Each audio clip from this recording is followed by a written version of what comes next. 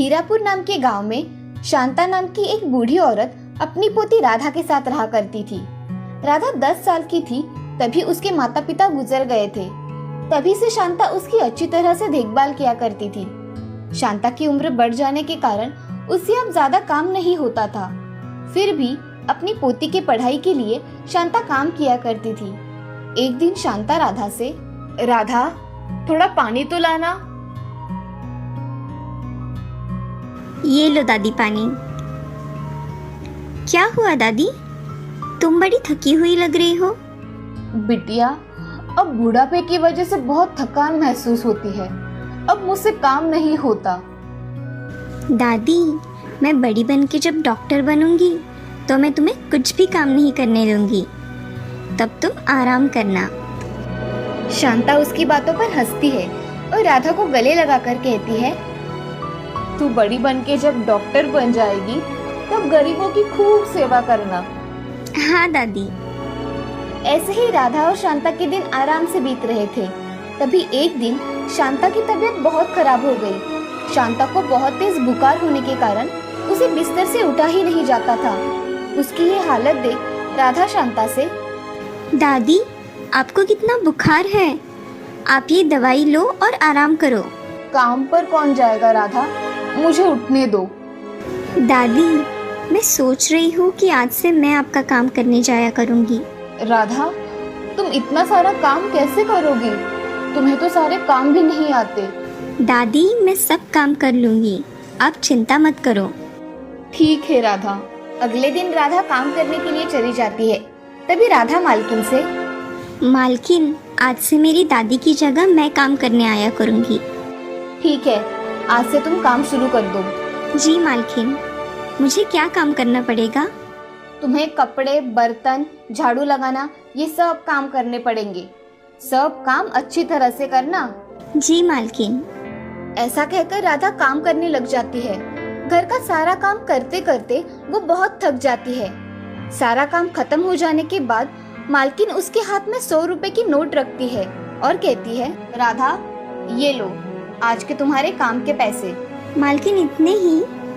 दादी को तो आप ज्यादा पैसे देती थी। क्योंकि तुम्हारी दादी काम भी उतना साफ सुथरा किया करती थी, इसीलिए तुम्हें इतने ही रुपए मिले। राधा चुपचाप वहाँ से पैसे लेकर चली जाती है। राधा हर रोज अपना काम करके बहुत थक जाया करती थी। थकावट की वजह से राधा की पढ़ाई भी नहीं हुआ करती थी। ये सब देख दादी बहुत दुखी होती थी। एक दिन राधा काम खत्म करके घर जा रही थी। तभी उसे चक्कर आने की वजह से राधा एक पेड़ के नीचे बैठ गई।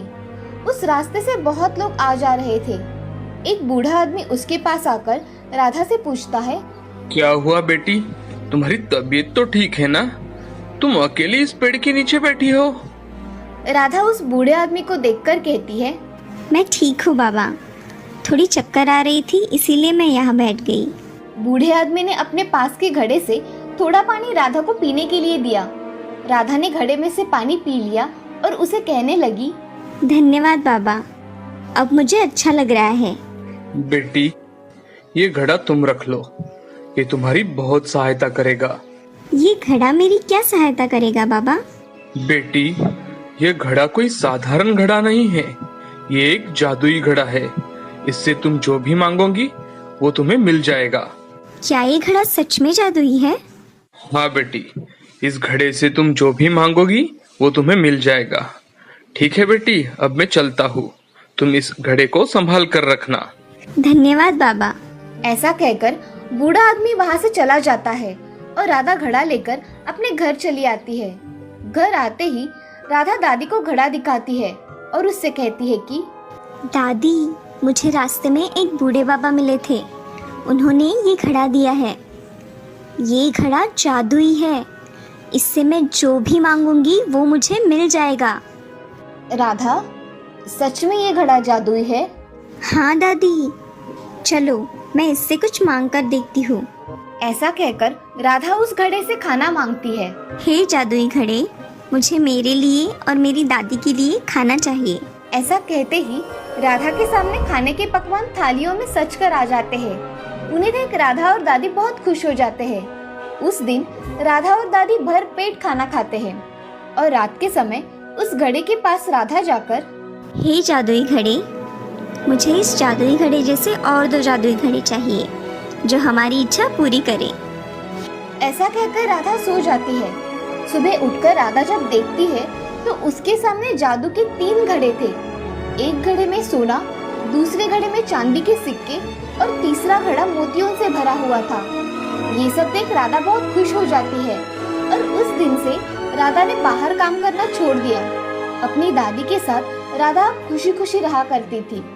राधा पढ़ाई बहुत मन लगाकर किया करती थी और गरीबों की सहायता भी किया करती थी। इस कहानी से हमें ये सीख मिलती है कि जिंदगी में कितनी भी कठिन परिस्थिति क्यों ना आए, हमें उस परिस्थिति का डटकर सामना करना चाहिए।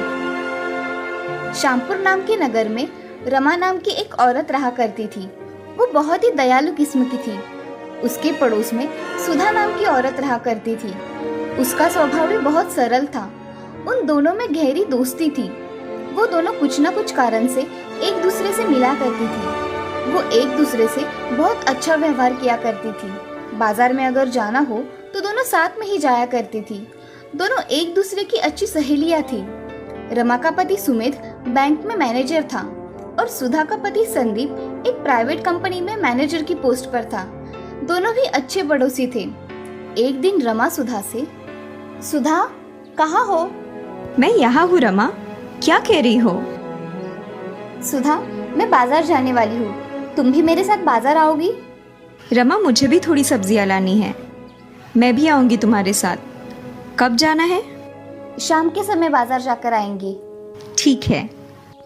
चलो फिर मैं चलती हूँ, शाम को मिलते हैं। ऐसा कहकर रमा अपने घर चली जाती है और सुधा अपना काम करने में व्यस्त हो जाती है। अब शाम को दोनों भी साथ में बाजार चली जाती है और दोनों सब्जियां खरीदकर घर चली आती है। अब एक दिन सुधा की बच्ची श्वेता को बहुत तेज बुखार आता है तो सुधा उसे अस्पताल में लेकर चली जाती है। अस्पताल में जाते ही श्वेता का इलाज शुरू हो जाता है। सुधा डॉक्टर से, डॉक्टर साहब, मेरी बच्ची को क्या हुआ है? इसे इतना तेज बुखार क्यों आया है? जरा देखिए ना। मुझे चेक करने दीजिए। डॉक्टर श्वेता को चेक करते हैं और बताते हैं, मैडम, इसे तेज बुखार होने के कारण हमें इसे एडमिट करना पड़ेगा, तभी हम इसका अच्छे से इलाज कर पाएंगे और इनकी तबीयत में सुधार ला पाएंगे। ठीक है डॉक्टर, मैं इसे एडमिट करवा देती हूँ। ऐसा कहकर सुधा श्वेता को एडमिट करवा देती है और बाहर अपने पति के साथ इंतजार करती है। अब कुछ समय में रमा भी सुधा की बच्ची को देखने चली आती है। तभी रमा सुधा से, सुधा, अब कैसी तबीयत है श्वेता की? मुझे जैसे ही पता चला मैं यहाँ चली आई। रमा, डॉक्टर ने कहा है कि उसे एडमिट करवा दीजिए, तभी उसके तबीयत में सुधार आ जाएगा। श्वेता को अब एडमिट करवाया है तो तुम यही रुको, मैं तुम दोनों का टिफिन लेकर आती हूँ। अरे रमा, रहने दो, मैं घर आकर बनवा लूंगी। अरे मैं अभी थोड़ी देर में बनवा के लाती हूँ, तुम यही रुको श्वेता के साथ। ठीक है। ऐसा कहकर रमा घर चली जाती है। घर जाते ही रमा टिफिन बनाना शुरू कर देती है। थोड़ी ही देर में वो खाना बनाकर तैयार कर लेती है और अपने पति के साथ टिफिन भिजवा देती है और वो घर के काम करने में व्यस्त हो जाती है। तभी उसे पता चलता है कि उसके घर में सब्जियां ही नहीं है। वो बाजार जाकर सब्जियां लेने चली जाती है। तभी बाजार में एक बूढ़ी औरत मटर बेच रही थी। वो बूढ़ी औरत, मटर ले लो मटर। बेटी, ताजे मटर है, तुम ले लोगी तो मेरे सारे मटर खत्म हो जाएंगे। माँ जी, मुझे 1 किलो मटर दे दीजिए। अभी देती हूँ। ऐसा कहकर बूढ़ी औरत रमा को 1 किलो मटर नाप के देती है। रमा मटर और कुछ सब्जियां लेकर घर चली आती है। तभी रमा सारी सब्जियां तोड़ने लगती है। थोड़ी देर बाद रमा मटर छीलने बैठ जाती है। तभी वो देखती है कि उसके मटर के दाने पीले पीले दिखाई दे रहे हैं। वो सभी मटर के दाने निकाल कर देखती है तो उसे सारे मटर के दाने एक जैसे ही दिखते हैं और सभी दाने पीले रंग के होते हैं। रमा वो दाने हाथ में उठाकर देखती है तो उसे लगता है कि ये दाने सोने के हैं। ये मटर के दाने सच में सोने के तो नहीं, मुझे तो ऐसा ही लग रहा है कि ये सब मटर सोने के हैं। ऐसा हुआ तो कितना अच्छा होगा। रमा ऐसा सोच ही रही थी तभी रमा का पति सुमित घर में आ जाता है और देखता है कि मटर के दाने पीले रंग के हैं। तभी वो रमा से, अरे रमा, इन मटर के दानों को तुमने क्या किया है? ये ऐसे क्यों दिख रहे हैं? मैंने इन्हें कुछ नहीं किया है। ये सोने के मटर के दाने हैं जो कि मुझे एक बूढ़ी औरत ने दिए हैं। क्या तुम सच कह रही हो? ये सोने के दाने हैं, मुझे देखने दो। ऐसा कहकर सुमित वो मटर के दाने देखता है और बोलता है कि रमा, सच में ये सोने के दाने हैं। ये मिलने की वजह से हमारी किस्मत चमक उठी है। ये अब मैं अलमारी में रख देता हूँ। ऐसा कहकर सुमित सारे मटर के दाने अलमारी में रख देता है। अब ये खबर सारे गांव में पहुंच गई थी कि रमा को बाजार में एक बूढ़ी औरत ने सोने के मटर बेचे। अब सभी लोग बाजार में जाकर सोने के मटर मिलते हैं क्या देख रहे थे, मगर उन्हें किसी को भी सोने के मटर नहीं मिलते। उसी बीच सुधा की बच्ची की तबीयत और ज्यादा बिगड़ जाती है। अब सुधा को हर रोज ढेर सारे पैसे लग रहे थे।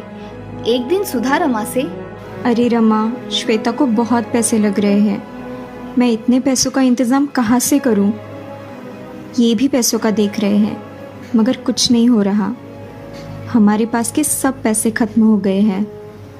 मैं अब क्या करूँ रमा? अरे सुधा, तुम मायूस मत हो, कुछ ना कुछ रास्ता तो निकल ही आएगा। और हम है ना, तुम सिर्फ श्वेता की ओर ध्यान दो, बाकी का हम सब देख लेंगे। रमा सोच में डूब जाती है और उसे एक रास्ता मिल जाता है। वो घर आकर सुमित से पूछती है कि अजी, मैं सोच रही थी कि अगर हम सुधा बहन को थोड़ी मदद कर दे तो अच्छा होगा। उसे पैसों की बहुत जरूरत है। अरे तुम सही कह रही हो, मगर हम इतने पैसे कहाँ से लाए? हमारे पास इतने पैसे नहीं है। अजी, मेरा ऐसा विचार है कि हम हमारे पास के थोड़े सोने के मटर अगर सुधा को दे दे तो उसकी मदद हो जाएगी। तुम ऐसा ख्याल मन में भी नहीं लाना, समझी? वो मटर के दाने हमारे हैं, हमें बुढ़ापे में काम आएंगे। जी ठीक है। ऐसा कहकर रमा अपना काम करने चली जाती है, मगर उसके मन में सुधा को मदद करने की चाह थी। रमा मन ही मन कुछ सोचने लगती है। तभी उसके दिमाग में एक अच्छी कल्पना आती है। रमा खुद से ही, अगर मैं इस मटर के दाने को सुनहरा कलर दूं तो असली और नकली का फर्क ही नहीं पता चल पाएगा और सुधा की मदद भी हो जाएगी। ऐसा मन में सोचकर रमा बाजार चली जाती है और वहां से कलर खरीद लाती है।